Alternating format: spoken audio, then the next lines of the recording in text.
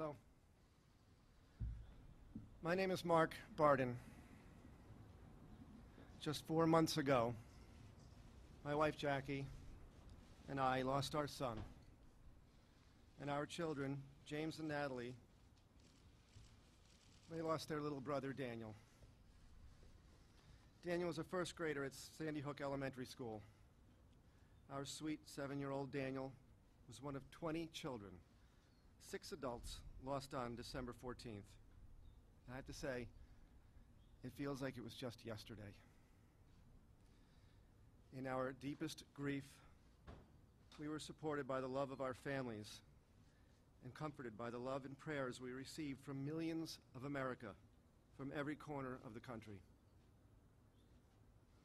What happened in Newtown can happen anywhere, in any instant. Any dad in America could be in my shoes. No one should feel the pain. No one should feel our pain or the pain felt by the tens of thousands of people who've lost loved ones to senseless gun violence. And that's why we're here.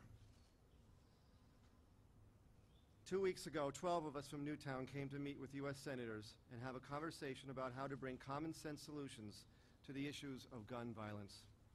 We came with a sense of hope, optimistic that real conversation could begin that would ultimately save the lives of so many Americans. We met with dozens of Democrats and Republicans and shared with them pictures of our children, our spouses, our parents who lost their lives on December 14th. Expanded background checks wouldn't have saved our loved ones, but still we came to support a bipartisan proposal from 2 senators, both with A ratings from the NRA. A common sense proposal supported by 90% of Americans. It's a proposal that will save lives without interfering with the rights of responsible, law-abiding gun owners. We'll return home now, disappointed, but not defeated. We return home with the determination that change will happen. Maybe not today, but it will happen. It will happen soon. We've always known this would be a long road, and we don't have the luxury of turning back. We will keep moving forward and build public support for common sense solutions in the areas of mental health, school safety, and gun safety. We take strength from the children and loved ones that we lost, and we carry a great faith in the American people. On behalf of the Sandy Hook Promise, I would like to thank President Obama, Vice President Biden, for their leadership and for standing strong and continuing to fight for a safer America. I would like to thank Senators Toomey, Manchin, Schumer, and Kirk for coming together to seek common ground on legislation that would keep guns out of the hands of criminals and save lives. I would like to thank Connecticut's Senators Blumenthal and Murphy. They've been right with us. They stood by us right from the very beginning. From the first few hours after this tragedy, they were with us. We will not be defeated. We are not defeated, and we will not be defeated. We are here now. We will always be here because we have no other choice. We are not going away. And every day, as more people are killed in this country because of gun violence, our determination grows stronger. We leave Washington hoping that others, both here and across the country, will join us in making the Sandy Hook Promise, a pledge that we had great hope that more U.S. senators would take literally. I'd like to end by repeating the words with which the Sandy Hook Promise begins. Our hearts are broken. Our spirit is not. Thank you. It is now my great pleasure to introduce the President of the United States of America, Barack Obama.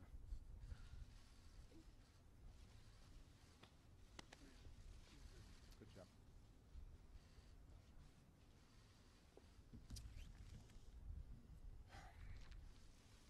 A few months ago, in response to too many tragedies, including the shootings of a United States Congresswoman, Gabby Gifford, who's here today, and the murder of 20 innocent school children and their teachers. This country took up the cause of protecting more of our people from gun violence. Families that know unspeakable grief summoned the courage to petition their elected leaders, not just to honor the memory of their children, but to protect the lives of all of our children. A few minutes ago, a minority in the United States Senate decided it wasn't worth it. They blocked common sense gun reforms even while these families looked on from the Senate gallery.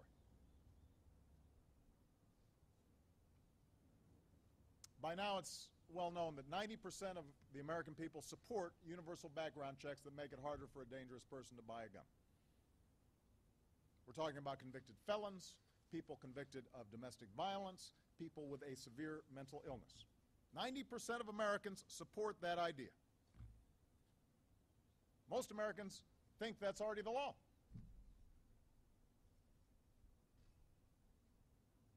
And a few minutes ago, 90% of Democrats in the Senate voted for that idea. But it's not going to happen because 90% of Republicans in the Senate just voted against that idea.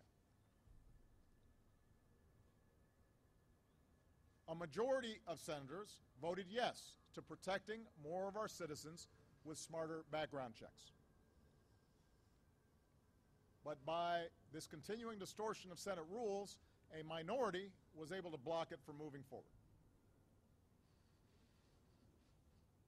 Now, I'm going to speak plainly and honestly about what's happened here, because the American people are trying to figure out how can something have 90% support and yet not happen. We had a Democrat and a Republican, both gun owners, both fierce defenders of our Second Amendment, with A grades from the NRA, come together and work together to write a common sense compromise on background checks. And I want to thank Joe Manchin and Pat Toomey for their courage in doing that. That was not easy, given their traditional strong support for Second Amendment rights. As they said, nobody could honestly claim that the package they put together infringed on our Second Amendment rights. All it did was extend the same background check rules that already apply to guns purchased from a dealer to guns purchased at gun shows or over the internet. So 60% of guns are already purchased through a background check system. This would have covered a lot of the guns that are currently outside that system. Their legislation showed respect for gun owners, and it showed respect for the victims of gun violence. And Gabby Giffords, by the way, is both. She's a gun owner and a victim of gun violence. She is a Westerner and a moderate, and she supports these background checks. In fact, even the NRA used to support expanded background checks. The current leader of the NRA used to support these background checks. So while this compromise didn't contain everything I wanted or everything that these families wanted, it did represent progress. It represented moderation and common sense. That's why 90% of the American people supported it.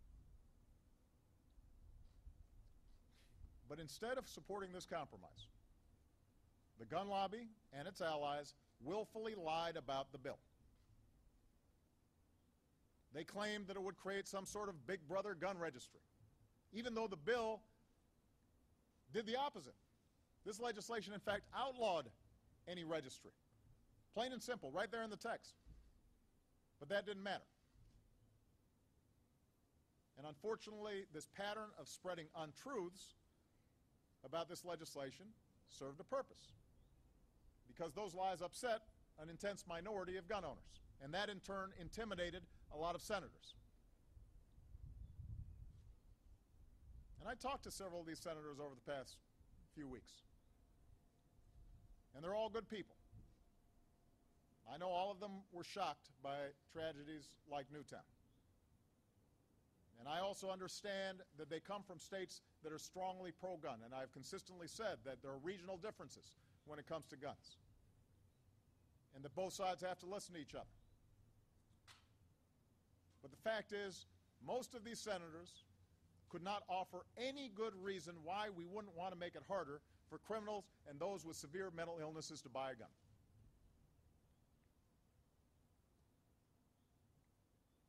There were no coherent arguments as to why we wouldn't do this. It came down to politics. The worry that that vocal minority of gun owners would come after them in future elections. They worried that the gun lobby would spend a lot of money and paint them as anti-Second Amendment.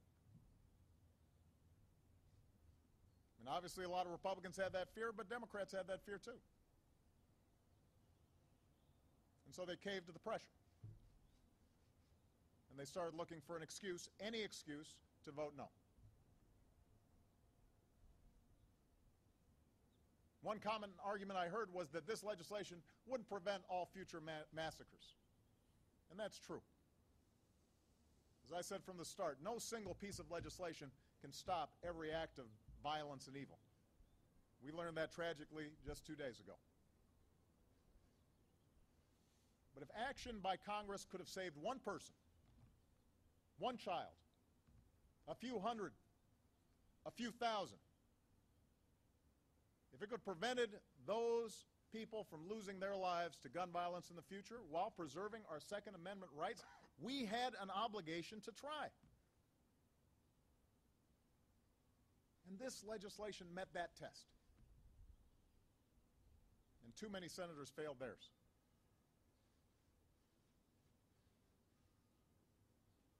I've heard some say that blocking this step would be a victory. And my question is, a victory for who? A victory for what? All that happened today was the preservation of the loophole that lets dangerous criminals buy guns without a background check.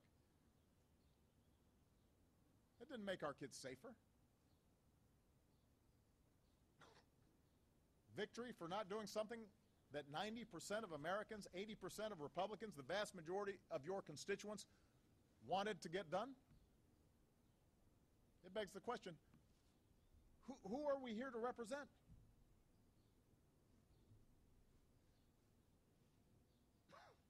I've heard folks say that having the families of victims lobby for this legislation was somehow misplaced. A prop, somebody called them. Emotional blackmail, some outlets said. Are they serious? Do we really think that thousands of families whose lives have been shattered by gun violence don't have a right to weigh in on this issue? Do we think their emotions, their loss, is not relevant to this debate?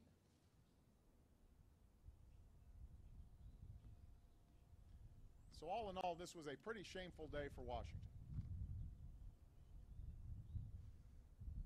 But this effort is not over.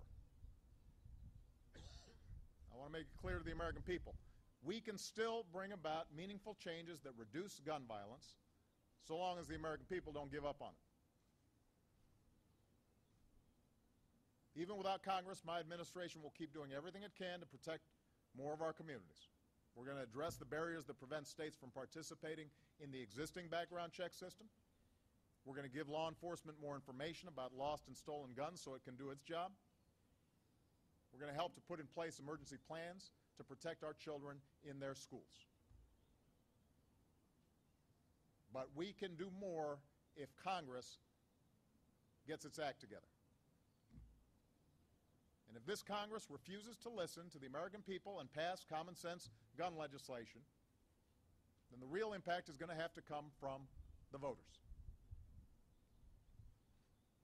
To all the people who supported this legislation, law enforcement and responsible gun owners, Democrats and Republicans, urban moms, rural hunters, whoever you are, you need to let your representatives in Congress know that you are disappointed, and that if they don't act this time, you will remember come election time. to the wide majority of NRA households who supported this legislation. You need to let your leadership and lobbyists in Washington know they didn't represent your views on this one. The point is, those who care deeply about preventing more and more gun violence will have to be as passionate and as organized and as vocal as those who blocked these common sense steps to help keep our kids safe. Ultimately, you outnumber those who argued the other way. But they're better organized, they're better financed, they've been at it longer, and they make sure to stay focused on this one issue during election time.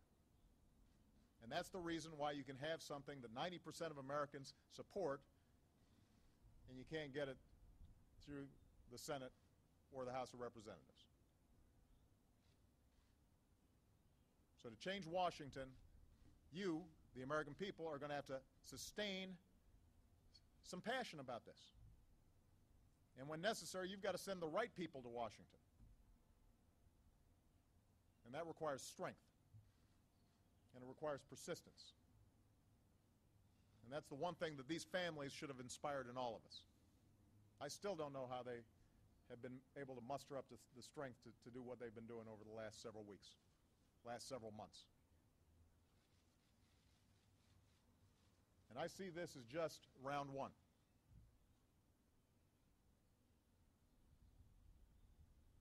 You know, when Newtown happened, I met with these families and I spoke to the community and I said, something must be different right now. We're going to have to change.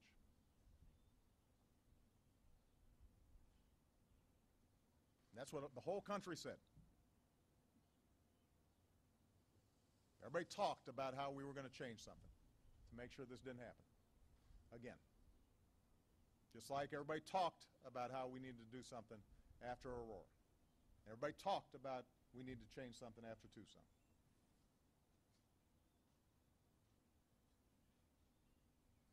And I'm assuming that the emotions that we've all felt since Newtown, the emotions that we've all felt since Tucson and Aurora and Chicago, the pain we share with these families and families all across the country who've lost a loved one to gun violence, I'm assuming that's not a temporary thing. I'm assuming our expressions of grief and our commitment to do something different to prevent these things from happening are not empty words.